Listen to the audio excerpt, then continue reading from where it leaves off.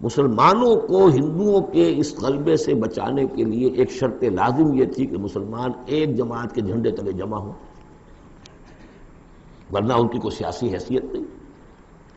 کانگریس جیسی طاقت، بڑی منظم جماعت، سرمایہ اس کے پیچھے، تعلیم یافتہ لوگ اس کے پیچھے، انگریز کی سپورٹ اس کی، تو اس میں مسلمانوں کے لیے تو جب تک کہ وہ یکجان نہ ہو جائیں اور پوری ان کی قوت مسلم لیگ کے جھنڈے تلے نہ آ جائے، پاکستان کیسے بن جائے گا؟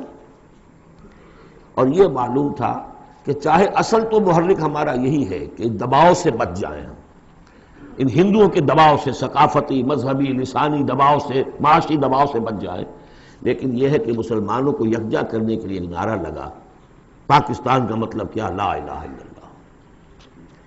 وہ بات جو میں نے ابھی کہی تھی کہ حضور کا قرض ادا نہیں ہو سکتا جب تک کہ ہم ایسا نہ کریں، وہی بات ہے جو اقبال نے کہی تھی 1930 کے خطبے میں کہ مجھے یہ یقین ہے کہ ہندوستان کے شمال مغرب میں ایک آزاد مسلمان ریاست قائم ہوگی، اور اگر ایسا ہو گیا تو ہمیں موقع مل جائے گا کہ اسلام کی تعلیمات پر جو پردے پڑ گئے ہیں دور ملوکیت میں، انہیں ہٹا کر اصل تعلیم کا ایک نقشہ دکھا دے دنیا کو۔ ہندوستان نے تو دیکھی مغلوں کی حکومت، خلجیوں کی حکومت، افغانوں کی حکومت، لودھیوں کی حکومت، خلافت راشدہ تو نہیں دیکھی نا۔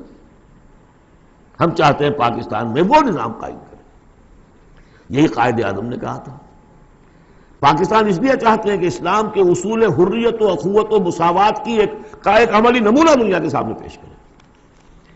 اور پھر جو دعائیں مانگی گئی تھی، بہت سے جو میری عمر سے کم عمر کے لوگ ہیں انہیں تو بہرحال یاد نہیں ہو سکتا، لیکن میری عمر کے لوگ یا مجھ سے بڑوں کو تو یاد ہے، ہم نے نعرے لگائے، دعائیں مانگی گڑ گڑا کر، اور وہ دعائیں یہ تھی کہ اے اللہ تو ہمیں یہ ملک دے دے، ہم تیرے دین کا بول بالا کریں گے۔ اس کی ہم نے خلاف ورزی کی ہے، 52 برس پورے ہو گئے، آج 27ویں شب ہے، میرے اندازے میں آج 27ویں ہے، عرب میں، خلیج میں، سب جگہ 27ویں شب ہے آج، کوئی بہت دور نہیں ہے خلیج آپ سے، خلیج ہی کے دہانے پر پاکستان واقع ہوا ہے۔ 52 برس پاکستان کے ہو گئے، اس میں کتنا اسلام ہم نے نافذ کیا ہے، کہاں ہے وہ اصول حریت و اخوت و مساوات؟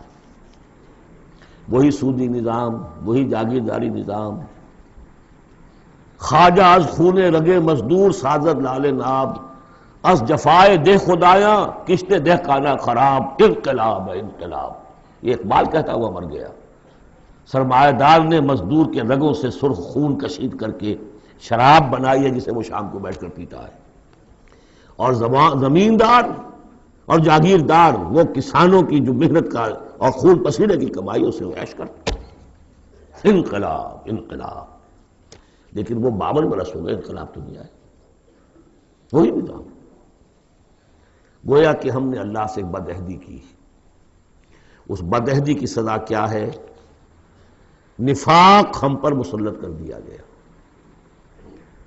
سورہ توبہ کی 3 آیات منافقین کی خاص قسم بیان فرمائی، وَمِنْهُمْ مَنْ عَاهَدَ اللَّهُ، جنہوں نے اللہ سے عہد کیا تھا، لَئِنْ آتَانَا مِنْ فَضْلِهِ، اگر اللہ ہمیں فضل سے نواز دے گا، غنی کر دے گا، لَنَصَّدَّقَنَّ وَلَنَكُونَنَّ مِنَ الصَّالِحِينَ، خوب صدقہ خیرات کریں گے، بالکل نیک ہو جائیں گے۔ لیکن جب اللہ تعالیٰ نے انہیں نواز دیا تو کیا کیا؟ بخلوا بہ، پھر انہوں نے بخل سے کام لیا، وتولوا، پیٹھ موڑ لی، وہم موردون، اعراض کیا۔ نتیجہ کیا نکلا؟ فعاقبہم نفاقا فی قلوبہم، اللہ نے ان کے دلوں میں نفاق ڈال دیا۔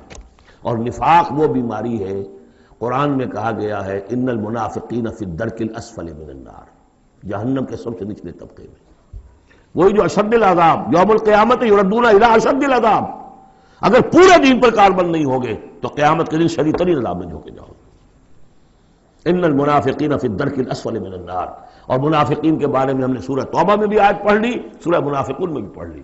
ان کے لیے اے نبی آپ 70 مرتبہ بھی استغفار کریں گے تو میں معاف نہیں کروں گا۔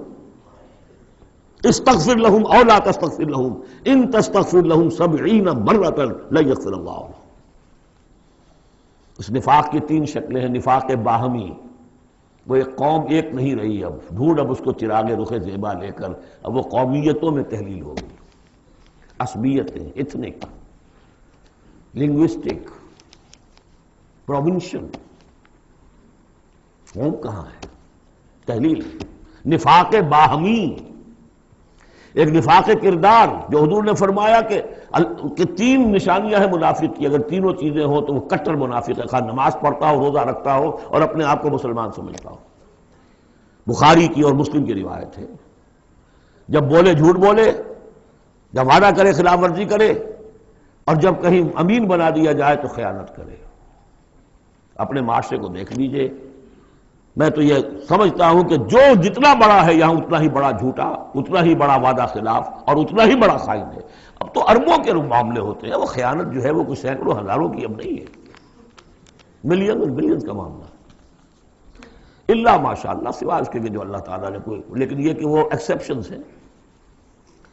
اور تیسری سب سے بڑی منافقت اس وقت ہے ہمارے دستور کی منافقت۔ قرارداد مقاصد میں اللہ کی حاکمیت بھی ہے اور اسی قرارداد مقاصد میں غیر اسلامی چیزیں بھی ہیں، اسی دستور کے اندر یہ دفعہ بھی موجود ہے۔ کوئی قانون سازی یہاں کتاب و سنت کے منافی نہیں کی جا سکتی، لیکن آپریٹو نہیں ہے۔ آپریٹو اس انداز میں ہوگی کہ آئیڈیالوجی کونسل بنا رکھی ہے، وہ دیکھتی رہے گی اور ہر سال رپورٹیں پیش کرتی رہے گی۔ رپورٹوں کا کیا حشر ہوگا، ان کی امپلیمنٹیشن گارنٹیڈ ہے یا نہیں، کوئی ذکر نہیں۔ ضیاء الحق صاحب نے فیڈرل سید کوڈ بنائی، 2 ہتھکڑیاں بھی پہنا دی، اس کو 2 بیڑیاں بھی پہنا دی۔ دستور پاکستان بھی تمہارے دائرے سے خارج، جو جوڈیشل لاز ہیں وہ بھی تمہارے دائرے سے خارج، فیملی لاز بھی تمہارے دائرے سے خارج، اور مالی قوانین بھی 10 سال کے لیے تمہارے دائرے سے خارج۔ اس سے بڑا مکر اور فریب اور اس سے بڑا جھوٹ اور اس سے بڑا دھوکہ کوئی نہیں ہو سکتا اسلام کے ساتھ۔ اب اس کی سزا جو ہے وہ بھگت رہے۔ نمبر 3، مذہبی دہشت گردی۔ کبھی سنی تھی اس نوعیت کی؟ کون کر رہے ہیں؟ چاہے وہ اعلی کار ہو باہر کے، ہیں تو یہاں کے، باہر والا آدمی کوئی آ کے نہیں کر رہا ہے تو یہاں کے اعلی کار بن گئے ہوں گے، وہ را کے ہوں، وہ موساد کے ہوں، کوئی بھی ہو۔ لیکن یہ کہ اگر یہ مذہبی یہ تلخی نہ ہو تو یہ کور کیسے مل جائے انہیں؟ اس کے لیے آپ نوٹ کیجئے سورہ انعام کی آیت نمبر 65، اللہ نے اپنے 3 قسم کے عذاب گنوائے، جن میں بدترین عذاب یہ ہے۔ هو القادر، کہہ دیجئے اے نبی اللہ اس پر قادر ہے، ان یبعث علیکم عذابا من فوقکم، کوئی عذاب تمہارے سروں کے اوپر سے بھیج دے، او من تحت ارجلکم، تمہارے قدموں کے نیچے سے زمین پھٹ جائے، زلزلہ آ جائے، او یلبسکم شیعا، یا تمہیں گروہوں میں تقسیم کر دے، ویذیق بعضکم بعض بعض، ایک دوسرے کی طاقت کا مزہ چکھو۔ یہ 3rd type of punishment, divine punishment, جس کا ہم اس وقت شکار ہیں۔ 4تھے درجے میں معاشی اعتبار سے ملک تباہ ہو چکا ہے۔ کوئی حکومت، نواز شریف صاحب کیا، کوئی بھی ہو اس وقت، وہ کسی جگہ کھڑے ہو کر کسی حکم کو ماننے سے انکار کر ہی نہیں سکتی، IMF کا اور ورلڈ بینک کا۔ کسی ایک قسط کے آنے میں ذرا دیر ہو اور جان پر بن جائے گی حکومت کی۔ ہم بالکل دیوانے، وہ تو جب آپ اس کی ان کی پوری پالیسی کو اگر ٹو کریں گے تو آپ کو وہ قسط دیتے رہیں گے، ہیروئن کی ڈوز آپ کو ملتی رہے گی، لیکن جتنی وہ ڈوز آپ کو مل رہی ہے بیڑا مزید غرق سے غرق تر ہوتا چلا جا رہا ہے۔ دیوانہ ہو چکا ہے ملک۔ ادھر سے پھر ایک لہر بھی شروع ہو چکی ہے جس کی خبر دی تھی، دجال جو ہے 1 سال چند مہینے کا معاملہ ہے کہ جس میں وہ پوری دنیا میں پھر جائے گا اور رزق کے خزانوں پر اتنا قبضہ ہو جائے گا اس کا کہ جو کفر کرے گا اس کو دے گا، باقی کسی کو نہیں دے گا۔ جس طرح آپ کے سٹاک ایکسچینجز اور جو کرنسی جو ہے جس طریقے سے ان کا بیڑا غرق ہونا شروع ہو گیا ہے فارس سے، تو پاکستان تک پہنچتے اسے کیا دیر لگے گی؟ اور اگر رشیا میں ہو سکتا تھا کہ ڈبل روٹی نہیں رہی تھی، وہ جو فضاؤں میں جو سب سے پہلے گیا ملک، خلاؤں میں گیا، وہاں ڈبل روٹی نہیں ملتی تھی۔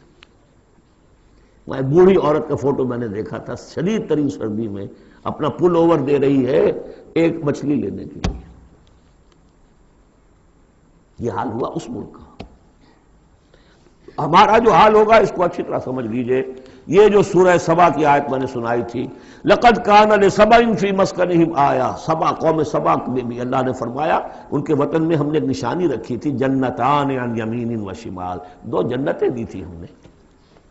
پاکستان بھی 2 جنتوں پر مشتمل تھا، مشرقی پاکستان، مغربی پاکستان۔ کلوا من رزق ربکم واشکروا لہ بلدۃ طیبۃ ورب غفور، کھاؤ اللہ کے رزق میں سے۔ کتنی خوشحالی تھی پاکستان بننے کے بعد۔ ہندوستان جیسی کوئی شخص داخل ہوتا تھا پاکستان سے، وہ کہتا تھا کہ ہم کسی بڑے ترقی یافتہ ملک سے اور بڑے کسی دقیانوسی ملک میں داخل ہو گئے، اور وہاں سے جو آتا تھا وہ سمجھتا تھا کہ ہم کسی ویسٹرن ملک میں آ گئے۔ کتنی خوشحالی تھی۔ کلوا من رزق ربکم بلدۃ طیبۃ ورب غفور فاعرضوا، جب اعراض کیا تو پھر کیا ہوا؟ پھر جو عذاب ہم نے بھیجا ہے، ہم نے ان کے دونوں باغوں کی جگہ پر بس کو ان کے لیے دو جنگل پیدا باقی رہ گئے، جن میں کوئی پیلو، کوئی اور ڈیلے، کوئی کسیلی سے کچھ چیزیں پیدا ہو گئی، زیادہ سے زیادہ بیر۔ اللہ اللہ خیر صلی اللہ۔ ذالک جزیناہم بما کفروا، جو انہوں نے ناشکری کی تھی اس کا ہم نے بدلہ انہیں دیا۔ وہل نجازی الا الکفور، اور ایسا بدلہ ہم دیتے انہی کو ہیں جو انتہائی ناشکر ہیں۔ اس سے آگے آئیے، حصے بکھرے ہونے کا شدید اندیشہ اب پھر دوبارہ اٹھ کھڑا ہوا ہے۔ یہ جو کچھ ہوا ہے ہمارے ہاں عدلیہ کا بحران، اس میں چیف جسٹس بھی سندھی اور جو الیکشن کمیشن کا چیئرمین بھی سندھی، اور دونوں کے ساتھ جو معاملہ ہوا، اب صدر بھی سندھی، وزیر اعظم بھی سندھی۔ کوئی چمک ہے یا کوئی دمک ہے یا کوئی طاقت ہے، کوئی پشت پناہی ہے کہ یہ ساری چیزیں ہضم ہوتی جا رہی ہیں، لیکن کوئی ہے بہت بڑی شے کہ جو یہ ساری چیزیں ہضم کرا رہی ہے، ورنہ اس ملک کے اندر یہ چیزیں اس آسانی سے ہضم ہوتی تھی؟ کہ بول رہے ہیں بڑے بڑے لیڈر کہ کوئی ایجنڈا ہے جو جس کو پورا کرنے کے لیے سارا کام ہو رہا ہے۔ میں نے جمعے میں کہا کہ اب تو جناح پور کے لیے بھی آثار نظر آ رہے ہیں۔ بہرحال چونکہ اسی ملک کو جو قوم سبا تھی، اس کے بارے میں آخری جو الفاظ آئے ہیں قرآن میں، فَجَعَلْنَاهُمْ أَحَادِيثَ وَمَزَّقْنَاهُمْ كُلَّ مُمَزَّقٍ، ہم نے انہیں بس کہانیاں بنا دیا کہ کبھی ایک قوم ہوتی تھی، اس کی بڑی عظمت تھی، اس کا بڑا ٹنٹنا تھا اور دبدبا تھا، اور ٹکڑے کر کر کے اس کو ختم کر دیا۔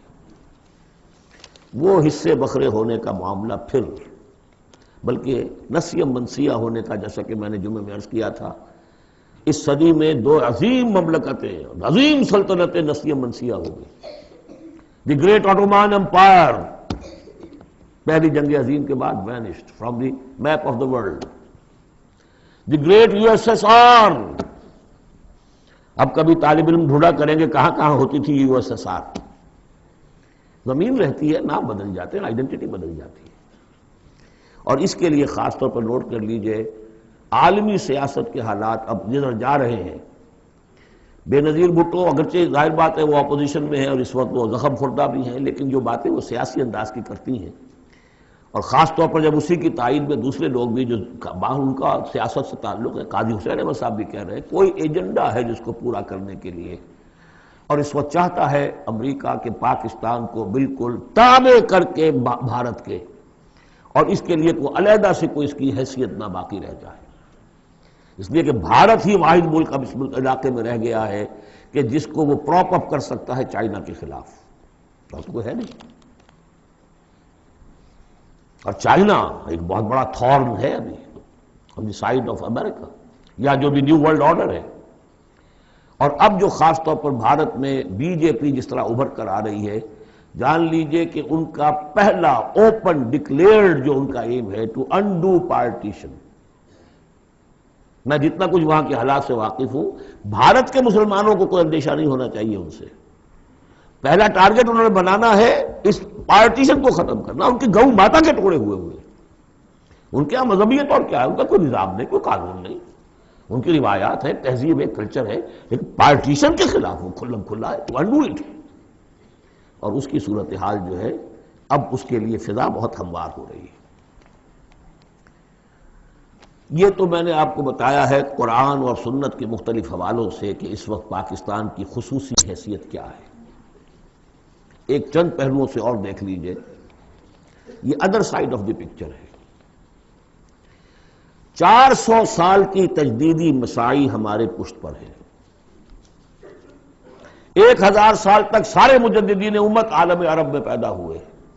11ویں صدی، 12ویں صدی، 13ویں صدی، 14ویں صدی، تمام مجددین امت ہندوستان میں پیدا ہوئے۔ مجدد الفسانی، شیخ احمد سرہندی، 12ویں صدی کے مجدد اعظم شاہ ولی اللہ دہلوی، 13ویں صدی کے مجدد اعظم سید احمد بریلوی، 14ویں صدی کے مجدد اعظم شیخ الہند مولانا محمود حسن، اور عظیم اور شخصیات علامہ اقبال، مولانا مودودی، مولانا الیاس، ایسی شخصیات پوری دنیا میں ان کے برابر کی شخصیات نہیں۔ یہ سارا ہمارے پیچھے ہے۔ یہ کیا ہے؟ یہ بار ہے ہم پر، ماضی کا ایک قرض ہے ہمارے کندھوں کے اوپر، ایک ذمہ داری ہے اسلاف کی طرف سے۔ پھر فکری اور روحانی اعتبار سے نوٹ کیجئے، ڈاکٹر شریعتی ایران کے اور مالک بن نبی الجزائر کے کھل کر لکھ چکے اپنی کتابوں میں کہ intellectual and spiritual center of gravity of Islamic world of Islam has shifted to South Asia.